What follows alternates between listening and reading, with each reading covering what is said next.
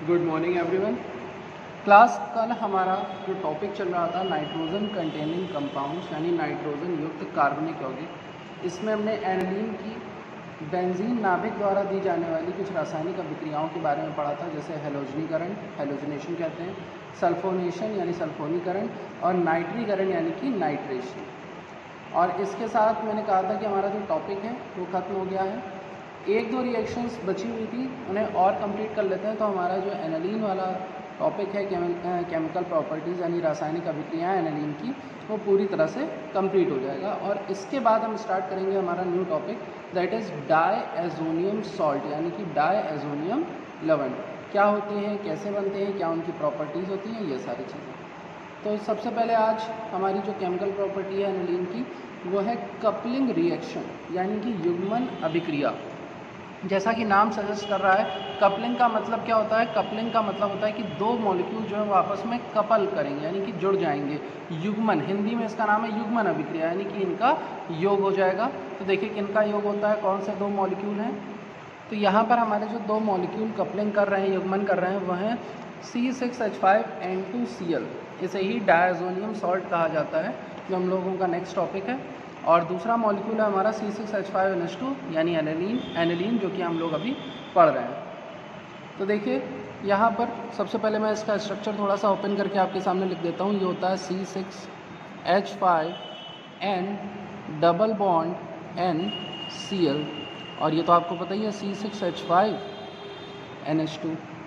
और इसको जब हम सोडियम हाइड्रोक्साइड की प्रेजेंस में यानी कि NaOH की प्रेजेंस में जब हम इसे हीट करते हैं टेम्परेचर 40 डिग्री सेल्सियस, इतने टेम्परेचर पर जब हम हीट करते हैं तो ये दोनों मॉलिक्यूल एक दूसरे से जुड़ जाते हैं। और देखिए क्या बनाते हैं, C6H5N double bond N and C6H4NH2। यहाँ पर C6H5 था और ये C6H4 बना लेता है, यानी कि जो एनिलीन की जो बेंजीन न्यूक्लियस है, क्योंकि हम रिएक्शन किसकी पढ़ रहे हैं, बेंजीन न्यूक्लियस से होने वाली रिएक्शंस पढ़ रहे हैं। तो एनिलीन में जो बेंजीन न्यूक्लियस है कुछ इस तरह से, ये हमारा बेंजीन न्यूक्लियस होता है एनिलीन का। तो देखिए NH2 group as it is है, यहाँ जो हाइड्रोजन कम हो रहा है वो कहाँ से हो रहा है, इस फेनल रिंग से। तो इनमें से कोई भी एक हाइड्रोजन जो है हट जाता है और उसकी जगह पर आकर जुड़ जाता है C6H5N डबल बॉन्ड N, और यहाँ से क्या हट जाता है Cl। तो यहाँ से क्लोरीन निकल जाएगा और इस फेनल रिंग से एक हाइड्रोजन हट जाएगा, तो बन जाएगा C6H5N double bond N C6H4NH2। तो मान लीजिए फॉर सपोज कि यहाँ वाला हाइड्रोजन अगर हट गया तो यहीं पर आकर के ये ग्रुप जो है पूरा जुड़ जाएगा। यहाँ का जो हाइड्रोजन है वो इस क्लोरीन को लेकर रिमूव हो गया, तो ये जुड़ गया क्या, N double bond N C6H5। तो ये लिखा हुआ है देखिए C6H5N double bond N C6H4NH2। और ये जो कंपाउंड होता है इसका नाम है पैरा अमीनो एजोबेंजीन। देखिए पैरा पोजीशन पर जुड़ा है तो इसका नाम होता है पैरा अमीनो, यानी कि पैरा पोजीशन पर अमीनो ग्रुप जुड़ा है। मेन फंक्शनल ग्रुप हमारा एजो ग्रुप हो जाएगा, तो पैरा अमीनो एजोबेंजीन। इसको एजोडाई भी कहा जाता है, इसको जो है एजोडाई के नाम से भी जानते हैं। ये ऑरेंज कलर की डाई होती है। किस कलर की होती है, ऑरेंज कलर की डाई होती है। तो ये आपसे पूछा जा सकता है कि what happens when aniline react with diazonium salt. क्या होता है जब एनिलीन जो है वो डायज़ोनियम सॉल्ट के साथ अभिक्रिया करती है। या फिर पूछा जा सकता है कि आप एजोडाई कैसे बनाएंगे, या एजो रंजक, हिंदी में डाई को रंजक कहा जाता है, जो रंग करने के काम आती है। नारंगी कलर की ये रंजक होता है, यानी कि ऑरेंज कलर की डाई होती है। तो इसके लिए हमको क्या करना है, कपलिंग रिएक्शन। और कपलिंग रिएक्शन में कुछ नहीं, बस आपको एक मॉलिक्यूल बेंजीन डायज़ोनियम क्लोराइड का लेना और दूसरा लेना है एनिलीन का। ये दोनों आपस में NaOH की प्रेजेंस में 40 डिग्री सेल्सियस पर जब हीट किए जाते हैं तो क्या बनाते हैं, एजोडाई या पैरा अमीनो एजोबेंजीन। ये इसका स्ट्रक्चर होता है। आई होप कि आपको ये रिएक्शन, कपलिंग रिएक्शन जो है समझ में आ गई होगी। इसके बाद नेक्स्ट रिएक्शन है हमारी हाइड्रोजनेशन। हाइड्रोजनेशन का मतलब हाइड्रोजनीकरण। तो हाइड्रोजनेशन में क्या होगा कि यहाँ पर हाइड्रोजन जा कर के जुड़ जाएंगे और कहाँ जुड़ेंगे, क्योंकि हम लोग बेंजीन नाभिक की अभिक्रिया पढ़ रहे हैं, तो ये जो हाइड्रोजन है वो कहाँ जुड़ते हैं, जाकर बेंजीन न्यूक्लियस में। देखिए किस तरह से, ये हमारा C6H5NH2 है और इससे रिएक्शन करते हैं 3H2, निकल की प्रेजेंस में रिएक्शन होती है। हमारे बेंजीन रिंग में जो अल्टरनेट सिंगल डबल बॉन्ड है वो ब्रेक हो जाता है, मतलब डबल बॉन्ड जो है वो ब्रेक हो जाता है और हर कार्बन से एक एक हाइड्रोजन जा कर के जुड़ जाता है। मैं कुछ दिखाता हूँ इस तरह से।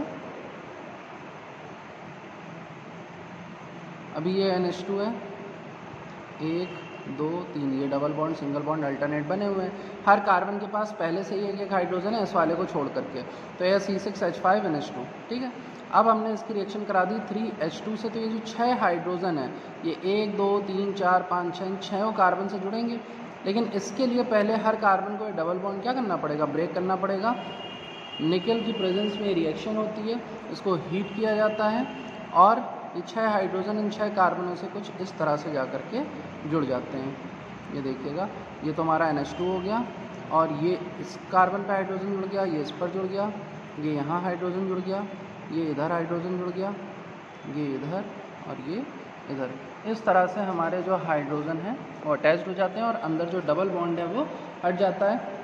अब ये जो रिंग है ये हमारी फेनिल रिंग नहीं रही, ये बन जाती है साइक्लोहेक्सेन, क्योंकि 6 कार्बन 1 2 3 4 5 6 6 कार्बन सिंगल बॉन्ड से जुड़े हुए हैं, साइक्लिक स्ट्रक्चर बन रहा है, इसलिए इसका नाम पड़ जाता है साइक्लोहेक्सेन।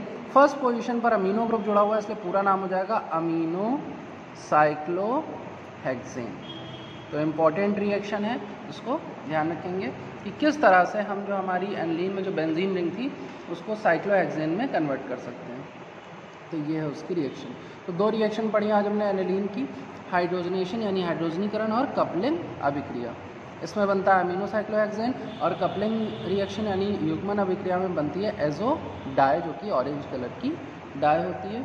यूजेस की बात करें अगर हम, तो इसका जो यूज़ है एनिलीन का वो कई सारे जो हमारे ऑर्गेनिक कंपाउंड्स हैं जैसे कि अभी आपने देखे तो उनके सिंथेसिस में किया जाता है और डाई बनाने में करते हैं, इंडस्ट्री में यूज़ करते हैं, रबर इंडस्ट्री में इसको यूज़ किया जाता है।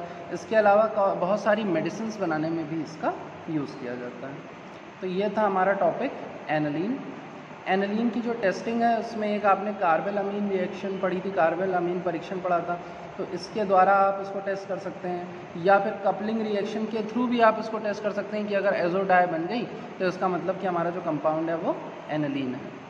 तो इसके साथ हमारा टॉपिक खत्म होता है और अब हम स्टार्ट करने जा रहे हैं हमारा next topic, that is diazonium salt. इसको हम कहते हैं डायएजोनियम लवण। और जो डायएजोनियम सॉल्ट, इसका नाम इसलिए क्योंकि इसमें जो आयन पाया जाता है डायएजोनियम आयन होता है। स्ट्रक्चर मैं आपको दिखाता हूँ, इसमें N ट्रिपल बॉन्ड N ये इस तरह से जुड़ा होता है और इस नाइट्रोजन के पास एक इलेक्ट्रॉन जो है वो कम होता है। इसी नाइट्रोजन से ऊपर आपने जो देखा था N2Cl, तो इसी से Cl आकर के जुड़ जाता है। तो ये हमारा है डायएजोनियम आयन, इसको क्या कहते हैं, डायएजोनियम आयन। अब यही जो डायएजोनियम आयन है, यहाँ ये जो बॉन्ड देखते हैं, ये जा करके जब फेनिल रिंग से जुड़ जाता है तो ये बन जाता है डायएजोनियम सॉल्ट, या फिर इसे आप कह सकते हो कि बेंजीन डायज़ोनियम क्लोराइड जो बना था वो कुछ इस तरह से, देखिए मैं दिखाता हूँ आपको। ये हमारी बेंजीन रिंग थी और इससे जा कर के ये N2 वाला ग्रुप जुड़ जाएगा, N ट्रिपल बॉन्ड N, और इससे जुड़ी हुई थी Cl, तो N2Cl, यही है हमारा बेंजीन डायज़ोनियम क्लोराइड जिसके बारे में हमें पढ़ना है। इसके बाद इसमें जो नेक्स्ट टॉपिक आता है बेंजीन डायज़ोनियम सॉल्ट में, पहला जो हमारा टॉपिक है वो है इसका स्ट्रक्चर, इसकी संरचना। अगर आपने इसके स्ट्रक्चर को समझ लिया तो इसके थ्रू जो रिएक्शंस दी जाती हैं उसे आप बहुत बेटर वे में समझ पाएंगे। इससे पहले हमने जितने भी ऑर्गेनिक कंपाउंड्स के टॉपिक पढ़े, स्पेशली जो एरोमेटिक कंपाउंड्स थे, उनमें जब तक हमने स्ट्रक्चर को आइडेंटिफाई नहीं किया कि क्या संरचना होगी, किस तरह से जो इलेक्ट्रॉन है वो रिंग में जाएंगे या रिंग से लिए जाएंगे, जो हमारा ग्रुप है वो ऑर्थो डायरेक्टिंग है कि पैरा डायरेक्टिंग है कि मेटा डायरेक्टिंग, जब तक हमें ये चीज़ क्लियर नहीं होगी तब तक हम इसकी जो केमिकल रिएक्शंस हैं उनको रटते रहेंगे लेकिन हमें समझ में नहीं आएंगे। तो अगर आपको रिएक्शंस को समझना है तो आप बहुत ध्यान से इसके स्ट्रक्चर को समझिए। तो सबसे पहले अगर मैं इसके जनरल स्ट्रक्चर की बात करूँ तो क्या होता है एक एरोमेटिक ग्रुप होता है, मतलब एक एरोमेटिक रिंग होती है जिससे ये N ट्रिपल बॉन्ड N जो है जुड़ा होता है। यहाँ पर इस नाइट्रोजन के ऊपर पॉजिटिव चार्ज होता है और इस पॉजिटिव चार्ज से आप कोई भी नेगेटिव चार्ज आयन जोड़ सकते हैं, जैसे क्लोरीन जोड़ सकते हैं, ब्रोमीन जोड़ सकते हैं, HSO4- जोड़ सकते हैं, कुछ भी जोड़ सकते हैं। तो यहाँ पर ये इसका जनरल स्ट्रक्चर है कि एरोमेटिक कंपाउंड से N ट्रिपल बॉन्ड N जो है वो जुड़ा हुआ है। अब नाइट्रोजन 4 बॉन्ड नहीं बनाता, देखिए 1 2 3 4 बॉन्ड बन रहे हैं, बनते 3 बॉन्ड है, लेकिन इसके पास क्या है, एक इलेक्ट्रॉन कम है, इस वजह से ये स्टेबल है। इस नाइट्रोजन में क्या है, ये तो 3 बॉन्ड बना रहा है इस नाइट्रोजन के साथ, लेकिन इसके पास ये एक्स्ट्रा बॉन्ड कहाँ से आ रहा है, क्योंकि इसके पास यहाँ से जो ये इलेक्ट्रॉन 2 इलेक्ट्रॉन, देखिए नाइट्रोजन के पास आउटर मोशन में 5 इलेक्ट्रॉन होते हैं, 5 में से 3 ये बॉन्डिंग कर लेता है तो इसका ऑक्टेट कंप्लीट हो जाता है। उसके बाद भी इसके पास एक लोन पेयर ऑफ इलेक्ट्रॉन जो है बचा रह जाता है, वो लोन पेयर ऑफ इलेक्ट्रॉन ये है, ठीक है। तो यहाँ पर इस नाइट्रोजन के पास तो lone pair of electron present है, लेकिन इस नाइट्रोजन ने अपने जो लोन पेयर ऑफ इलेक्ट्रॉन थे ये आगे बॉन्ड बनाने में दे दिए। तो ये जो बॉन्ड है पूरी तरह से नाइट्रोजन के थ्रू बन रहा है, तो इस वजह से नाइट्रोजन के ऊपर क्या आ गया, ये पॉजिटिव चार्ज। ये हमारा है डायजोनियम जो सॉल्ट है उसका जनरल स्ट्रक्चर। अब इसमें इसका दूसरा स्ट्रक्चर क्या पॉसिबल है, ध्यान से देखिएगा। यहाँ पर क्या होने वाला है कि ये जो ट्रिपल बॉन्ड है, भाई हमें यहाँ पर ये पॉजिटिव चार्ज हटाने जा रहे हैं, तो इसके लिए जो ट्रिपल बॉन्ड है इसमें से एक बॉन्ड जो है ब्रेक होता है, और जब ये बॉन्ड ब्रेक होता है तो जो दोनों इलेक्ट्रॉन्स हैं वो ये नाइट्रोजन तुरंत क्या कर लेगा, अपनी तरफ अट्रैक्ट कर लेगा, क्योंकि इसके पास नाइट्रोजन की इलेक्ट्रॉन की कमी है इस नाइट्रोजन के पास, क्योंकि यहाँ पर क्या है, पॉजिटिव चार्ज है। बट अगर आप ध्यान दें तो इस जो बॉन्ड बन रहा है वो तो इन दोनों के बीच में बन रहा है, इन दोनों का इलेक्ट्रॉन शेयर हुआ होगा तभी तो यहाँ बॉन्ड बना होगा। इसका मतलब जब ये बॉन्ड टूटेगा और जब दोनों इलेक्ट्रॉन अगर इस नाइट्रोजन के पास चले गए तो उस कंडीशन में इस नाइट्रोजन पर क्या आ जाएगा, पॉजिटिव चार्ज। तो देखिए स्ट्रक्चर क्या बन जाएगा, यहाँ पर N डबल बॉन्ड N, तो इसके 3 बॉन्ड पूरे हो गए, तो ये इसके पास वापस से इसके लोन पेयर ऑफ इलेक्ट्रॉन आ गए, इसके लोन पेयर ऑफ इलेक्ट्रॉन इसके पास हैं और इसके ऊपर आ गया ये पॉजिटिव चार्ज। तो ये इसका दूसरा पॉसिबल स्ट्रक्चर है। अब हम बात करते हैं इसके रेजोनेटिंग स्ट्रक्चर्स की। रेजोनेटिंग स्ट्रक्चर्स में क्या होगा कि यहाँ पर जो इलेक्ट्रॉन्स हैं, अभी क्या किया इस नाइट्रोजन ने, जो अपने पॉजिटिव चार्ज को दूर करने के लिए जो इलेक्ट्रॉन है वो किससे ले लिए, इस नाइट्रोजन से। लेकिन हमें ये पता है कि जो हमारी एरोमेटिक रिंग होती है इसमें भी पाई इलेक्ट्रॉन्स का क्लाउड होता है, मतलब इसमें जो पाई इलेक्ट्रॉन्स होते हैं वो डीलोकलाइज्ड होते हैं, वो क्या करते रहते हैं, कार्बन पर मूव करते रहते हैं। ये हम लोगों ने एरोमेटिक कंपाउंड्स में पढ़ा था। मैं स्ट्रक्चर बना देता हूँ।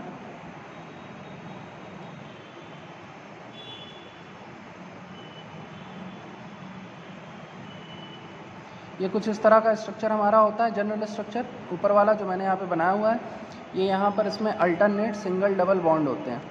ये जो बॉन्ड है डबल बॉन्ड, ये इलेक्ट्रॉन्स के डीलोकलाइजेशन से ही बनते हैं। इसका मतलब बेंजीन रिंग में जो इलेक्ट्रॉन्स होते हैं वो डीलोकलाइज्ड होते हैं। तो अब यहाँ पर ये जो नाइट्रोजन है क्या करेगा, इससे तो इसने लिया था, जब इस नाइट्रोजन से इसने लिया तो ये वाला स्ट्रक्चर बना था। ये स्ट्रक्चर मैं यहाँ पर साइड में अगर बनाऊँ, देखिएगा ध्यान से, ये हमारी बेंजीन रिंग थी, ये इसके तीनों बॉन्ड सुरक्षित हैं, ये यहाँ पर N है, और इस N ने इस नाइट्रोजन से जब इलेक्ट्रॉन लिए तो ये बॉन्ड जो है ब्रेक हो गया, इस पर जो पॉजिटिव चार्ज था वो हट गया और इसके पास वापस से लोन पेयर ऑफ इलेक्ट्रॉन आ गए और इस नाइट्रोजन के ऊपर पॉजिटिव चार्ज आ गया। क्लियर है, ये दोनों स्ट्रक्चर यहाँ के हैं। अब इसके बाद अगर ये नाइट्रोजन अपने पॉजिटिव चार्ज को दूर करने के लिए, मतलब इलेक्ट्रॉन की जो कमी है, अगर हम सिंपल भाषा में कहें तो इसके पास जो इलेक्ट्रॉन की कमी है इसे दूर करने के लिए ये इलेक्ट्रॉन अगर रिंग से ले लेगा, रिंग में भी तो है इलेक्ट्रॉन्स, अगर ये रिंग से इलेक्ट्रॉन लेगा तो देखिए क्या स्ट्रक्चर पॉसिबल है। सबसे पहले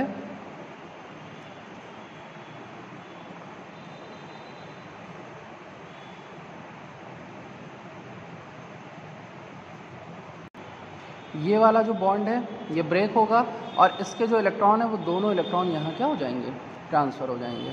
तो जब ये बॉन्ड यहाँ पर ट्रांसफ़र होगा तो यहाँ पर सिंगल बॉन्ड से क्या आ जाएगा, डबल बॉन्ड आ गया, और ये नाइट्रोजन है हमारा। अब इस कंडीशन में जब इसको जो इलेक्ट्रॉन है वो रिंग से मिल गया तो ये इससे इलेक्ट्रॉन नहीं लेगा, तो ये बॉन्ड इस तरह से बना रहेगा और ये N के पास एक लोन पेयर ऑफ इलेक्ट्रॉन यहाँ और एक लोन पेयर ऑफ इलेक्ट्रॉन यहाँ, 2 लोन पेयर ऑफ इलेक्ट्रॉन हो जाएंगे। इसके बाद यहाँ पर क्या आ जाएगा, पॉजिटिव चार्ज आ जाएगा।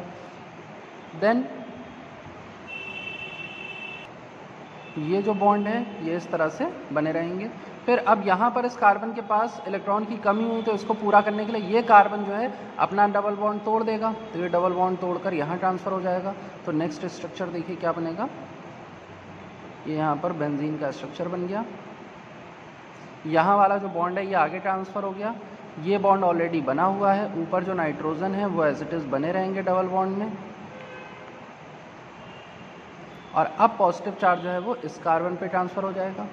इसके बाद जैसे ही इस कार्बन पर इलेक्ट्रॉन की कमी होगी वैसे ये बॉन्ड तुरंत ब्रेक होकर के यहाँ शिफ्ट हो जाएगा। और देखिए क्या स्ट्रक्चर बनेगा, तो यहाँ पर ये बॉन्ड बना हुआ है, यहाँ वाला इलेक्ट्रॉन यहाँ ट्रांसफ़र हो गया तो बॉन्ड इधर बन जाएगा जा करके और पॉजिटिव चार्ज इधर आ जाएगा। और ये double bond and, triple bond and, दो लोन पेयर ऑफ इलेक्ट्रॉन के साथ यहाँ पर प्रेजेंट है। तो ये हमारा कुछ रेजोनेटिंग स्ट्रक्चर इस तरह का बन रहा है। कितने स्ट्रक्चर बन रहे हैं, 1 2 3 4 5। और इन रेजोनेटिंग स्ट्रक्चर्स के बनने के कारण ही हमारा जो ये डायज़ोनियम आयन है ये स्टेबल हो पाता है। लेकिन ये जो आपको डायज़ोनियम आयन है ये आपको एलिफेटिक अमीन्स में नहीं मिलेगा, क्योंकि एलिफेटिक अमीन्स में जो एल्किल ग्रुप होते हैं वो रेजोनेटिंग स्ट्रक्चर्स नहीं बना पाते हैं। जो एरोमेटिक ग्रुप है वो तो रेजोनेटिंग स्ट्रक्चर बना रहा है इलेक्ट्रॉन को ट्रांसफ़र करके, और इस वजह से ये आयन क्या हो जाता है, स्टेबल हो जाता है। लेकिन एक चीज़ नोटिस करिए, यहाँ पर जो ये ग्रुप है हमारा डायज़ो ग्रुप, इसकी वजह से रिंग पर क्या आ रहा है, नेगेटिव चार्ज आ रहा है कि पॉजिटिव चार्ज, यहाँ पर पॉजिटिव चार्ज आ रहा है। पॉजिटिव चार्ज आने का मतलब है कि अब जो रिंग है हमारी वो किस तरह के सब्स्टिट्यूशन के लिए एक्टिवेट है, मतलब कौन आकर के इस पर अटैक कर सकता है, इस पर आकर के न्यूक्लियोफाइल अटैक करेगा। न्यूक्लियोफाइल यानी कि नाभिक स्नेही वहाँ पर आक्रमण करते हैं जहाँ इलेक्ट्रॉनों की कमी होती है। तो इसकी जो ऑर्थो और पैरा पोजीशंस हैं, ये देखिए ऑर्थो पोजीशंस दोनों और ये पैरा पोजीशन, इन पर क्योंकि इलेक्ट्रॉनों की कमी हो गई है इसलिए हमारी जो रिंग है वो नाभिक स्नेही प्रतिस्थापन के लिए यानी कि न्यूक्लियोफिलिक सब्स्टिट्यूशन के लिए एक्टिवेट हो गई है। वहीं पर जो मेटा पोजीशन है, क्योंकि उस पर पॉजिटिव चार्ज नहीं है तो वहाँ पर इलेक्ट्रॉन की डेंसिटी ऑर्थो और पैरा के मुकाबले क्या है, ज़्यादा है। तो जो इलेक्ट्रोफिलिक सब्स्टिट्यूशन होगा वो कहाँ होगा, मेटा पोजीशन पर होगा। और जो न्यूक्लियोफिलिक सब्स्टिट्यूशन होगा, जो नाभिक स्नेही प्रतिस्थापन होगा, वो ऑर्थो और पैरा पोजीशन पर होगा। ये टॉपिक आपको हेल्प करता है इस बात को समझने में कि जब आप केमिकल रिएक्शन देखते हैं, कभी भी कंपटीशन में आप बैठेंगे और कोई केमिकल रिएक्शन आपके सामने आ जाए और आपसे पूछा जाए कि बताइए इनमें से कौन सा प्रोडक्ट पॉसिबल है, हो सकता है कि उसमें कुछ ग्रुप ऑर्थो पोजीशन पर लगे हों, कुछ मेटा पोजीशन पर लगे हों, तो तुरंत आपको माइंड में ये ध्यान देना है कि ऊपर ग्रुप कौन सा है और वो ग्रुप हमारी बेंजीन के न्यूक्लियस को, हमारे बेंजीन के नाभिक को किसके लिए तैयार कर रहा है, किस तरह के सब्स्टिट्यूशन के लिए प्रिपेयर कर रहा है। वो रिंग से इलेक्ट्रॉन ले रहा है कि दे रहा है। अगर रिंग से इलेक्ट्रॉन लेगा तो यहाँ पर ऑर्थो और पैरा पोजीशन पर न्यूक्लियोफिलिक सब्स्टिट्यूशन होगा और मेटा पोजीशन पर इलेक्ट्रोफिलिक सब्स्टिट्यूशन होगा। लेकिन अगर कोई ग्रुप इलेक्ट्रॉन देता है रिंग में, जैसे कि एनिलीन के केस में देखा था, तो उस कंडीशन में ऑर्थो और पैरा पोजीशन पर इलेक्ट्रॉन की डेंसिटी बढ़ जाती है और ऑर्थो और पैरा पोजीशन पर इलेक्ट्रोफिलिक सब्स्टिट्यूशन होता है, इलेक्ट्रॉन स्नेही प्रतिस्थापन होता है, और मेटा पोजीशन पर होता है न्यूक्लियोफिलिक सब्स्टिट्यूशन। बस ये पॉइंट जिस बच्चे ने अच्छे से माइंड में फिट कर लिया और समझ लिया इसके स्ट्रक्चर, उसको कभी भी ऑर्गेनिक कंपाउंड्स में जो एरोमेटिक कंपाउंड्स हैं उनकी रिएक्शंस में कोई प्रॉब्लम नहीं होगी। तो आज का टॉपिक मैं यहीं तक रख रहा हूँ, इसके स्ट्रक्चर तक। इसको अच्छे से देखिए और खुद से प्रिपेयर करने की कोशिश करिए। कोई भी पॉइंट है जो आपको नहीं समझ में आता है तो आप पूछ लीजिए। Okay class, thank you.